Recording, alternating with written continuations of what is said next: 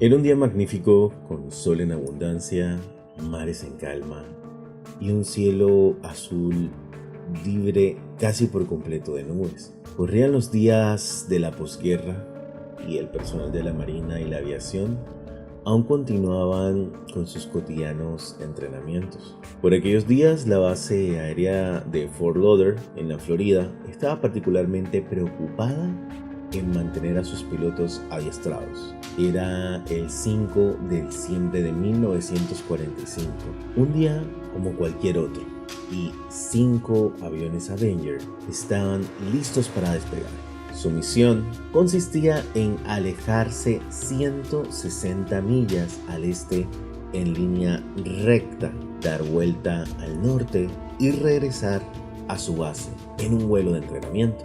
Al mando del vuelo, con número de serie 19, iba el teniente Charles Taylor, veterano de la Marina y piloto experimentado.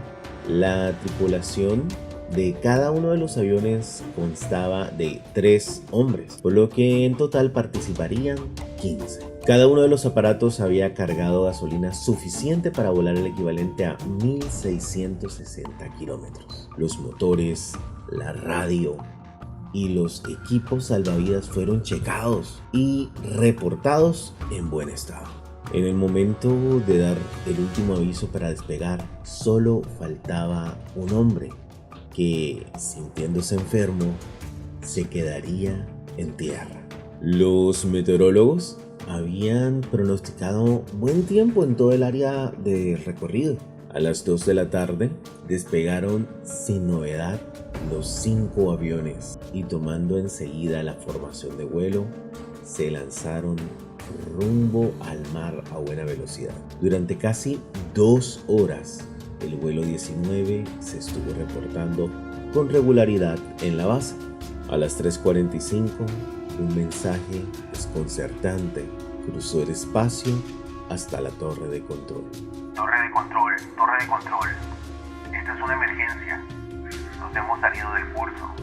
Parece que nos hemos salido del curso. Parece que nos hemos perdido. No estamos seguros de nuestra posición. No podemos avistar tierra. En la torre de control, el radio operador replicó sumamente extrañado. ¿Qué posición tienen? El vuelo 19 dice: No estamos seguros de nuestra posición. Repito, no podemos ver tierra. No sabemos si estamos sobre el Atlántico o sobre el Golfo. La torre de control: Asuman el rumbo hacia el oeste. Pronto verán tierra. El vuelo 19: No sabemos hacia dónde está el oeste. Todo está mal. Es tan extraño. El mar luce muy raro. Y ahí se cortó la comunicación. Había demasiada estática a pesar del buen tiempo y por momentos se escuchaban los diálogos de los pilotos entre sí. 10 minutos más tarde se restableció el contacto. Los radiooperadores podían escuchar en la base el ruido de los motores, pero no las voces de los pilotos. Para entonces, el pánico había hecho presa de las tripulaciones. Ya no eran pilotos experimentados, sino hombres invadidos por un temor monstruoso. Poco antes de las 4 se escuchó lo siguiente: No estamos seguros de nuestra posición. No sabemos exactamente dónde estamos. Creo que unos 300 kilómetros al noreste de la base. Se cortó de nuevo el mensaje por estática. Instantes después volvía a restablecerse la comunicación. El mar es muy extraño. Parece que estamos sobre aguas blancas. Y de nuevo el silencio.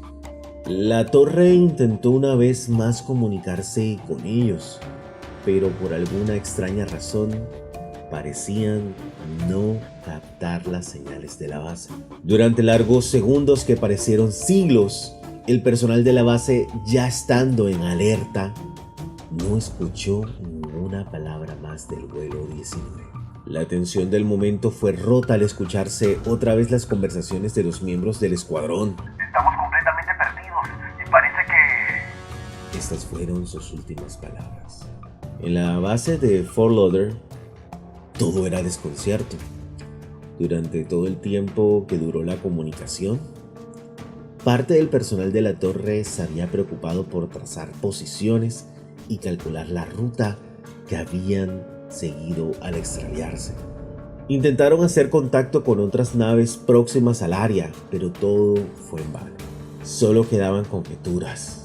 ¿Qué había podido desorientarlos de ese modo? ¿Cómo explicar interferencias de la radio en un día tan claro?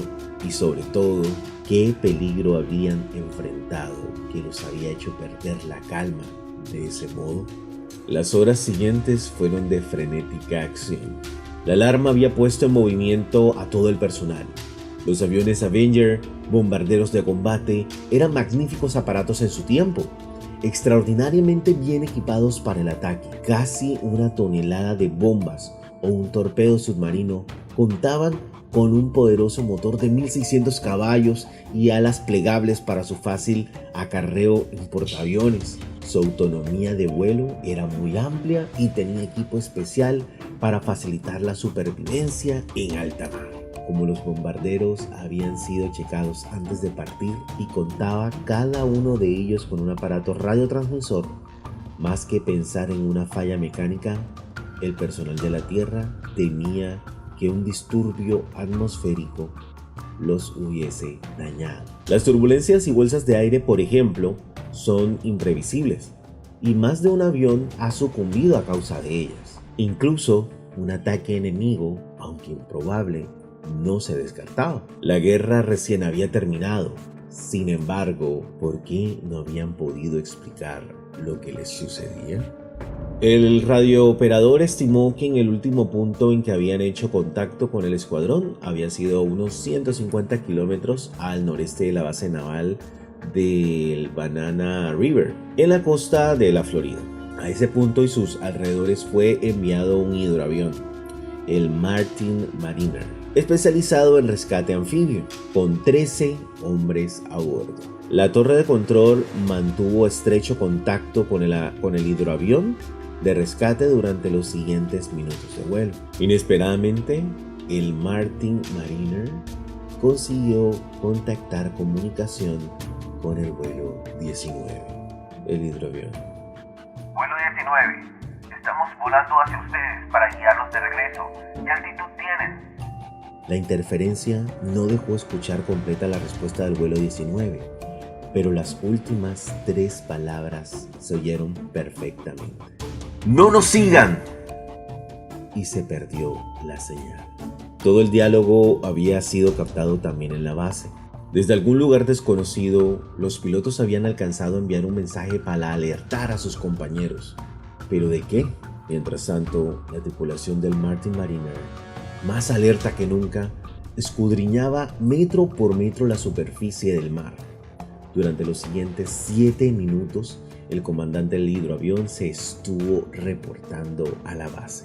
Al parecer, no había huellas del naufragio en la zona. Pocos minutos después dejó de escucharse la señal del Martin Mariner. No había contacto en ninguno de los sentidos con su tripulación. El silencio que siguió el último mensaje nunca más fue roto. Nunca más los marinos volverían a ser vistos ni escuchados.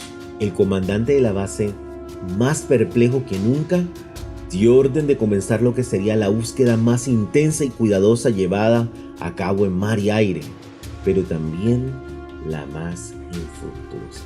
El Triángulo de las Bermudas es un espacio también conocido como el Triángulo del Diablo y el Limbo de los Perdidos.